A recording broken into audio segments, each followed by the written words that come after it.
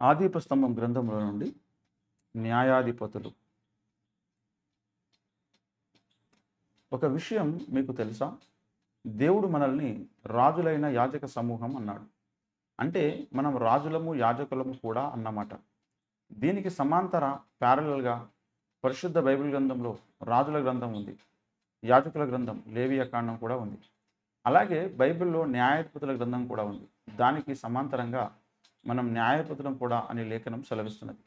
నిత్యత్వంలో దేవుడు తన బిడ్డలకు ఇవ్వబోతున్న పదవులలో న్యాయాధిపతి పదవి కూడా ఒకటి. అందుకే పరిశుద్ధులు లోకమునకు తీర్పు తీర్చుదురని మీరెరుగరా అన్నాడు కొరింథు విశ్వాసులతో పౌలు. మనము దేవదూతలకు తీర్పు తీర్చుదుమని ఎరుగరా అని కూడా అన్నాడు. గమనించారా? క్రీస్తునందున్న విశ్వాసులు లోకానికే తీర్పు తీరుస్తారట. ఏకంగా దూతలకే తీర్పు తీరుస్తారట. ఇది విన్నవారెవరైనా అవన్నీ నిత్యత్వంలో జరిగే సంగతులు లేదు, ఇప్పుడు భూలోకంలో ఉన్నంత కాలం మనం తీర్పు తీర్చకూడదు అంటారని ముందే ఎరిగిన దేవుడు అలాంటి వ్యర్థ వితర్కానికి అవకాశం లేకుండా ఈ మాటలను రాయించాడు. మీ వలన లోకమునకు తీర్పు జరగవలసి ఉండగా మిక్కిలి అల్పమైన సంగతులను గూర్చి తీర్పు తీర్చుటకు మీకు యోగ్యత లేదా? మనము దేవదూతలకు తీర్పు తీర్చుదుమని ఎరగరా? ఈ జీవన సంబంధమైన సంగతులను గూర్చి మరి ముఖ్యముగా తీర్పు తీర్చవచ్చును కదా అని 1 కొరింథీ 6వ అధ్యాయం 2-3 వచనాలు దయచేసి బైబిల్ తీసి చదవండి, చూడండి. ఏమీ తన సహోదరుల మధ్యను వ్యాజ్యము తీర్చగల బుద్ధిమంతుడు మీలో ఒకడైనను లేడా అని కూడా విస్మయం వ్యక్తం చేస్తున్నాడు పౌలు 5వ వచనంలో. ఈ లోకపు సంగతులు, ఈ జీవన సంబంధమైన వివాదాలు, క్రైస్తవ విశ్వాసుల మధ్య ఏర్పడే అభిప్రాయ భేదాలు, వ్యాజ్యాలు, వీటి విషయంలో క్రైస్తవులు సరైన తీర్పు తీర్చగలిగి ఉండాలి. ఇది దేవుని చిత్తం, ఇది దేవుని కోరిక, ఆశ. తీర్పు తీర్చాలంటే మొదట ఈ తీర్పరి మొహమాటం లేనివాడై ఉండాలి. ఎవరు ఏమనుకుంటారో అన్న భయం లేకుండా ఉన్నది ఉన్నట్టు సత్యం, న్యాయం ఎటువైపు ఉన్నాయో అటు తీర్పు చెప్పగలిగి ఉండాలి.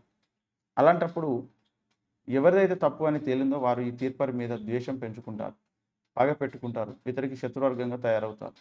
ఈ ఇబ్బందికరమైన పరిస్థితిని తప్పించుకోవడానికే కొందరు బలహీనులు, న్యాయాసక్తి లేని దౌర్భాగ్యులు తీర్పు తీర్చకుడి అంటూ క్రైస్తవ సమాజానికి ఒక దుర్బోధ నేర్పించారు.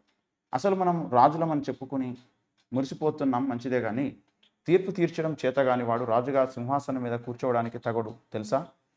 అందుకే దావీదు కుమారుడైన సొలొమోను పట్టాభిషిక్తుడైన తర్వాత అతనికి దేవుడు స్వప్నంలో ప్రత్యక్షమై, నేను నీకు ఏమి ఇయ్యగోరదు అని దాన్ని అడుగుము అంటాడు.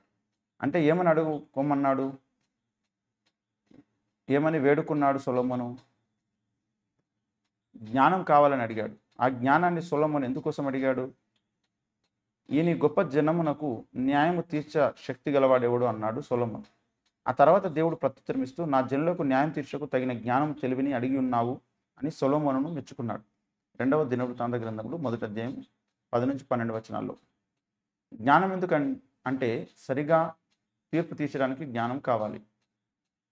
ఈ తీర్పు తీర్చే జ్ఞానం ఉన్నప్పుడే సింహాసనం మీద కూర్చోవడానికి అర్హుడు.